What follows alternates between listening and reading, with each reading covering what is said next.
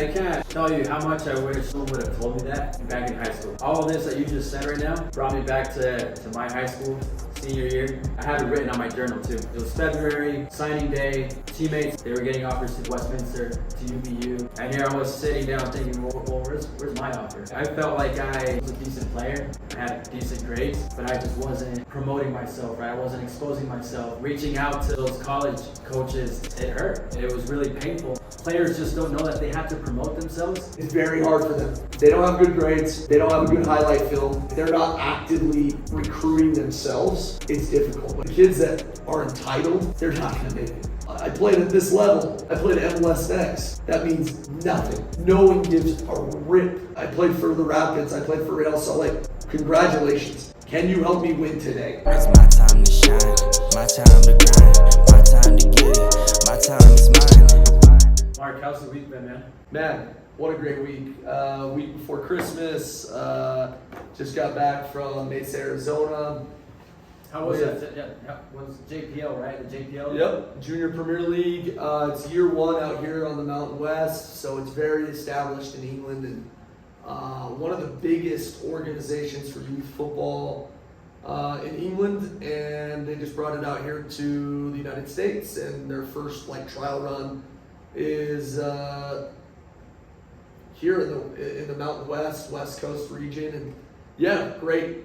We played 12 league games in the JPL. We went 11-1 in that, and then we actually ended up setting up a friendly as well with the connection I have in that area with an ECNL team or pre-ECNL team, and set that up, and yeah, great weekend. We went 12-1, Nice. scored a lot of goals, but most importantly, the culture of the academy is going in the right direction. We have a family-like environment here where kids feel like they're a part of something incredibly special. Moms and dads feel like they're a part of something special. Myself, as one of the owners, I feel like I'm a part of something incredibly special, something I really have never felt before in youth sport, as a player or as a coach. I've never felt this. I feel it at the college all the time, but I've never felt the way I feel about this organization, Utah United Academy, is the way I feel about it right now. Well, dude, I mean, I have the chance to be there too, right? And I agree 100% in the aspect of the unity. I'll be honest, again, my little brother joining in, before he joined this academy, I was a little hesitant because there was a few players that he kind of bumped heads with in club, right? Sparta, La Roca, the rival clubs, and it's just been amazing to see how quickly they've become brothers, right? And there's no ego, there's no pride. It's all just unity, competition, top competition, and just pushing each other to reach a new level. Because we don't care. I mean, that's the thing, Eric, is that we don't care what organization you come from. If you come from Sunday League or you come from an organized organization, I mean, the objective of Utah United Academy is to get boys that are incredibly serious about football all in one place. We don't talk about clubs. We only talk about Utah United. We are very focused on development. We're very focused on the way we want to train, the way we want our culture set up, the way we want our system ran. We're not worried really about anything else and just focusing on us. So there is no rivalries. There is no talking about this or that. We don't tell moms and dads what they can and can't do.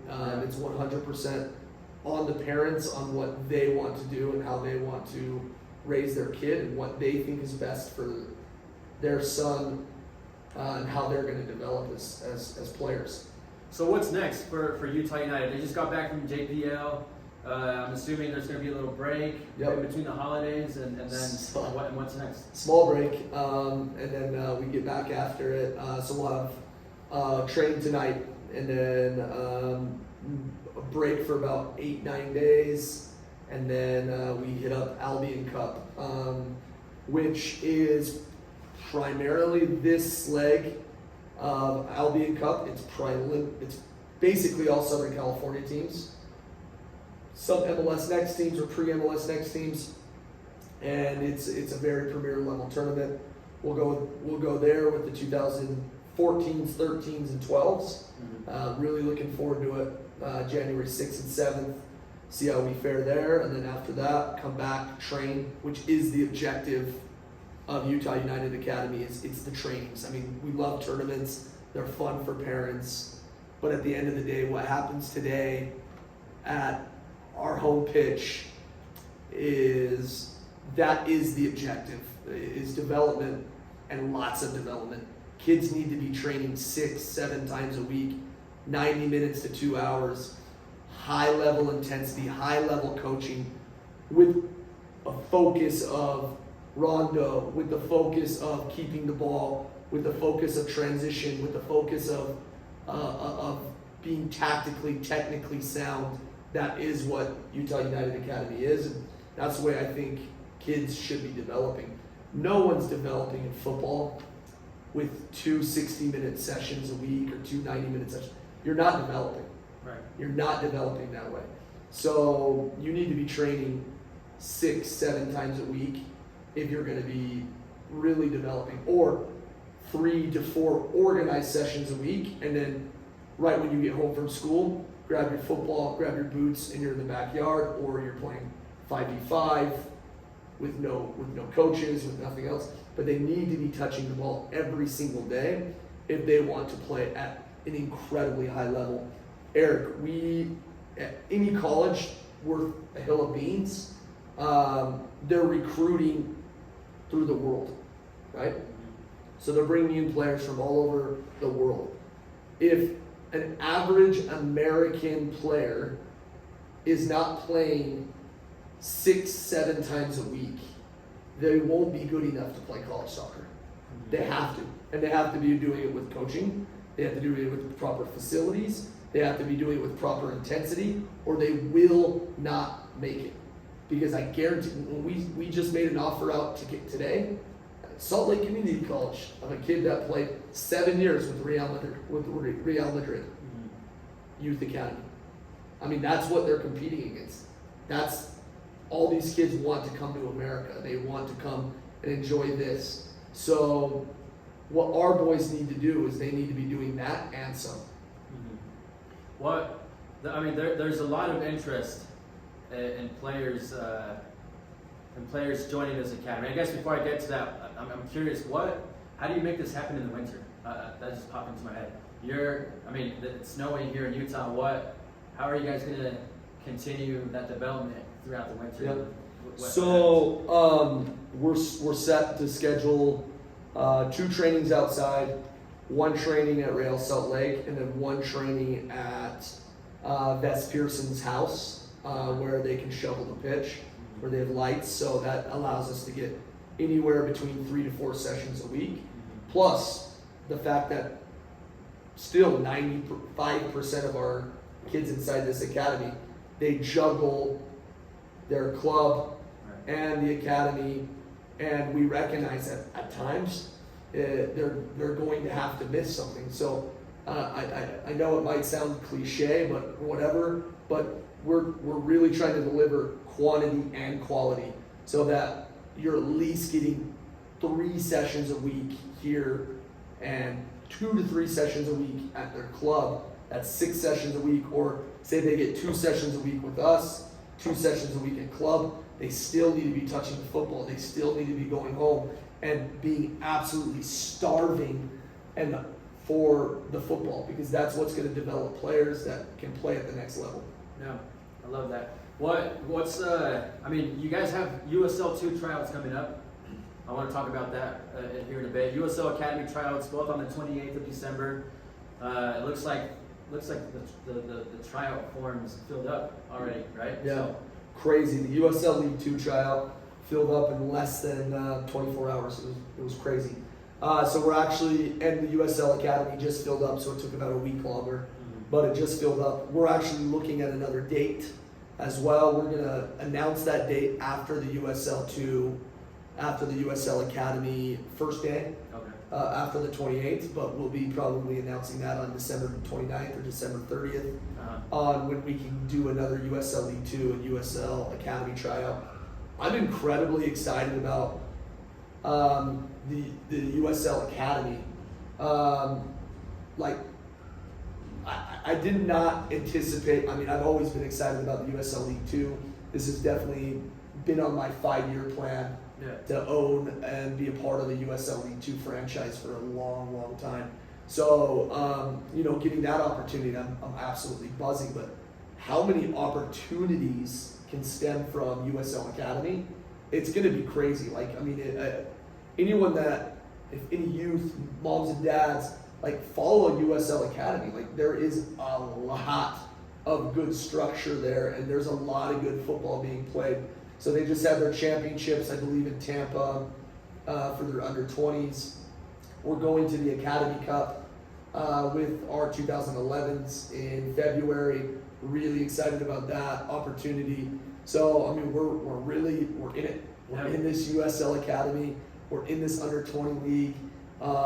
And we feel like it really can give the boys a platform league on top of whatever they have going on to put them in a really good situation where they're gonna get eyes on them, but not only that, they're gonna have a staff that's willing to try to take care of them.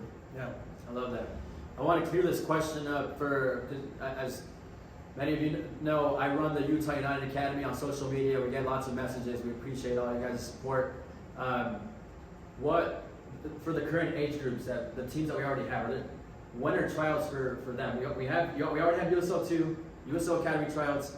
What about for the rest of the age groups, the current age groups that we already have? Yeah. So that's going to be coming soon. I have dates on the calendar, but we need to confirm a couple things before we put them out there. But we don't follow the traditional lines of we don't abide by, say, UISA guidelines or rules or regulations.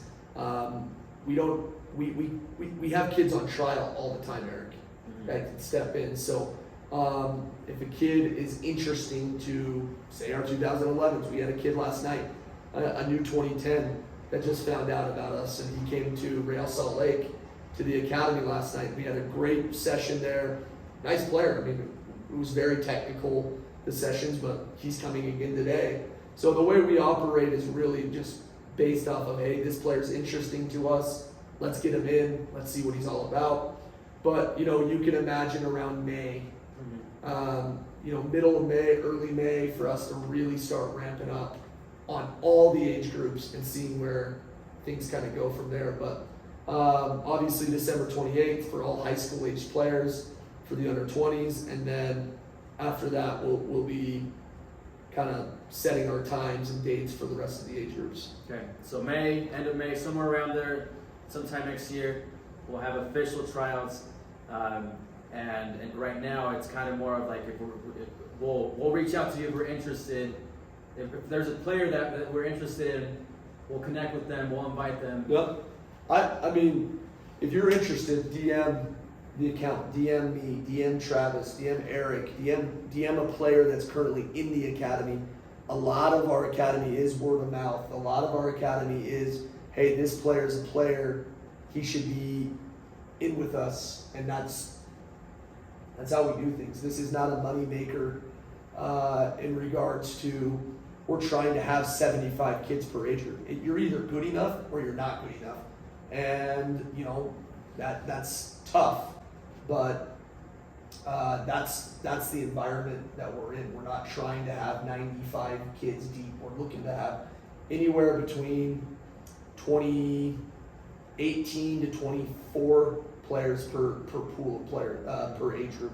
And a lot of our kids we try to take care of and we look after, and that's what we do. We talked. I asked you a couple of weeks ago about why Utah United, right? And you gave us 3 points. You said exposure was the number 1. You said family number 2, the culture, and number 3 that it's fun, right? top level, top competition. I wanted to touch a little bit on the first point, exposure. I guess the question that I have is what level of exposure, I guess what kind of exposure can a Utah United player get here compared to anywhere else in Utah? Is there a difference, I guess, would be the first question. Well, as Utah United's set up right now, you can do both. Right. So there's nothing saying that, like, again, it's just like my belief of Utah United Academy is we're not against anybody.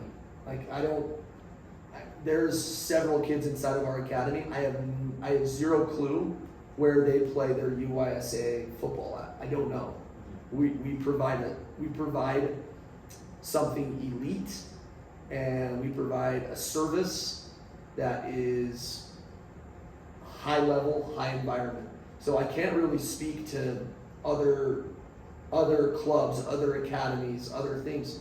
I mean, look, for our men's national team in the 2002 group, you know, your Landon Donovans, your DeMarcus Beasleys, your Brian McBrides, that group of boys, they grew up playing for state-ran organizations, great players.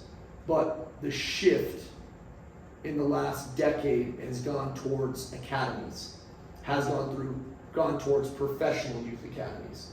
So Utah's just has Real Salt Lake, and they have now only 2 age groups there, and they have their developmental programs, and they do everything else, which we always push our kids to be a part of. We're just trying to be a pro youth academy. We're trying to follow the same lines that the rest of the world follow in regards to, we want a pro youth academy in this state that can service under 8s to under 19s, that can be very focused on demanding excellence in every area, football, being a great human being, great coaching, great everything. That is our sole focus. So we believe by doing that, so come back around to your question, by doing that, we believe that we're going to be able to give them exposure. I mean, Indiana texted me right prior to this meeting. We're constantly in conversations with big-time NCAA Division I programs, big-time junior college programs, big-time NCAA Division II programs. And as the USL League 2 team grows and the academy grows, that's going to grow. Mm-hmm. So the way we look at it is how can it not help? Mm-hmm. And the exposure level of saying, I'm a part of Utah United Academy, and say I'm also a part of Club X. And they have their club directors, their technical directors, trying to help these young men get opportunities. And then they have me and my staff trying to help these young men. It helps these kids get where they want to go. As you guys know, Title IX can be very hard to get college opportunities for men's soccer players in this country, especially with internationals. So you've got to have every single person helping you, and we're very well connected. Yeah. We're very well connected, and we're very used to seeing a player and saying, okay, this is where you're at, this is where we can help you, and we can help you go from here to here. So, I mean, the earlier we get kids in, the better. Mm-hmm. I mean, we have 2015s in. By the time these 2015s are playing U14, U15, we think they're going to be playing a very, very good brand of football, our brand of football, and we're going to help them by the time they're U19, G20s. We grab a senior in high school right now. We're going to do everything we can to help that kid get their dreams, but it may be a little bit different starting in 2024 as it is starting with a kid that's in 2015. Mm-hmm. Just calling it the way we see it, but with the amount of connections we have, we do think we can place kids and help kids out if they're willing to help themselves as well. What do you mean by that? You have to promote yourself. You can't just say, oh, hey, Coach Mark has got an A license, or my club coach has got an A license and knows these 6 people. So he's going to help me get a scholarship. You have to be able to promote yourself. You have to be able to have a legit highlight film. You have to have, you have to have the whole package. I have players, so we're a 2-year school, Salt Lake Community College. Very successful program. We played in the last 4 Final Fours and have a national championship in those 4 years. And we have players that have good grades, they have good highlight films, they play at the best junior college program in the country, one of the best junior college programs in the country. They email coaches like crazy. They have 5-6 offers. Quick. Because they have a 3.5 plus, they have a great highlight film. Boom, they're out. I also have phenomenal players. Never email coaches. Their highlight film sucks, even though they're phenomenal players. And it's basically me promoting them. Take my word for it, they're freaking good. You know, and that's it, right? And it's very hard for them. If they don't have good grades, if they don't have a good highlight film, if they're not actively recruiting themselves as well, it's difficult. But the kids that do all those things, man, it's a well-oiled machine. They'll have 10, 15 offers by the time they end up playing for me for 2 years. Man, I can't tell you how much I wish someone would have told me that back in high school, brother. Like, all of this that you just said right now brought me back to my high school senior year. It was, I remember, dude, I had it written on my journal too. Just pouring out my feelings about, it was February, signing day, teammates from other clubs, from different clubs that I competed against. They were getting offers to BYU, to Westminster, to UVU, right?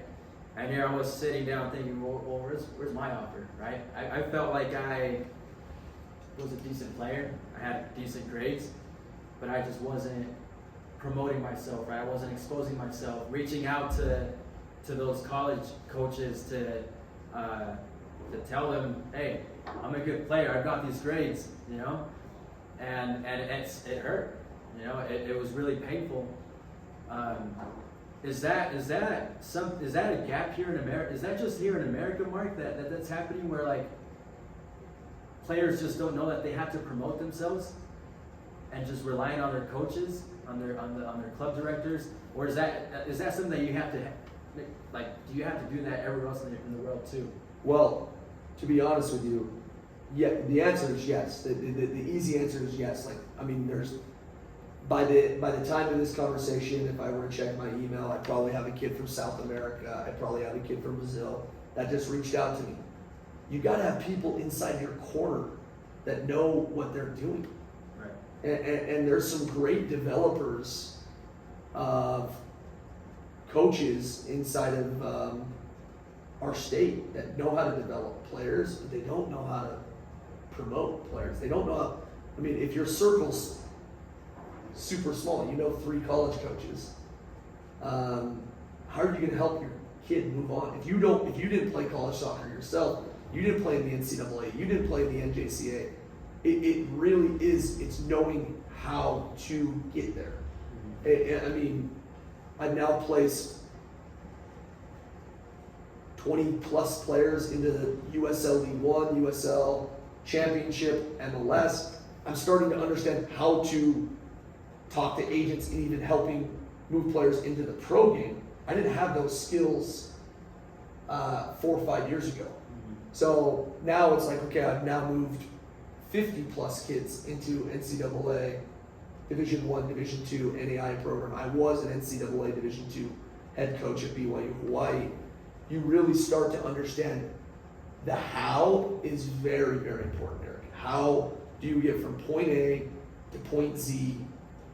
Point A being a U8 player playing whatever level, to point Z, signing your letter of intent, to playing college soccer. And then it's a whole new process once you get into the college game, where we could talk about that one day, about the environment of issues I see freshmen make every single year.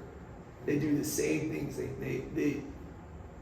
They don't adapt. They don't change. They don't do things. I mean, the definition of insanity is doing the same thing over and over and over again and expecting a different outcome. And I watch freshmen come in, and technically they're not ready, tactically they're not ready, physically they're not ready, and sure enough, mentally they're definitely not ready. They don't have a chip on their shoulder. I know a kid that's going to make it within 2 to 3 weeks. If they have a chip on their shoulder, if they're desperate, they're starving for success, they're going to freaking make it. But the kids that are entitled, they're not going to make it. Well, I played at this level. I played MLS next. That means nothing. That means zero. When you get inside of the college environment, when you get into that new environment, no one gives a rip at what I played for the Rapids. I played for Real Salt Lake. Congratulations. Can you help me win today? Right. Do you fit this culture? Do you fit this system? Do you play the way we want you to play? And are you willing to adapt? Yes or no? And if the answer is no, there's a great spot for you. It's called the bench. Go enjoy it. And it's cutthroat. Right. The environment is family. The culture is family. But the earlier you learn this, the better. Football is a business. And even at the youth end, football is a business. And that is something that kids need to understand. And they need to understand it at a very, very young age. It's a marketing game. It's a sales game, right? You got to sell yourself. You got to be able to play football. Right. Like If you can't help your team win, and you don't have the skills of leadership, tactically sound, technically sound, mentally sound, and you're a great salesman, well, maybe you'll get picked up, but I promise you, you won't last. You need to be the full package. Yeah. Academics, and you gotta be a freaking good person. How many times I've had players that are great players, but academically they don't fit the belt, or mentally they don't fit the standard. They're gone in a year. I guarantee it. So it's not just that, like, getting to this level, like, congratulations. Now the work begins. It's my time to shine.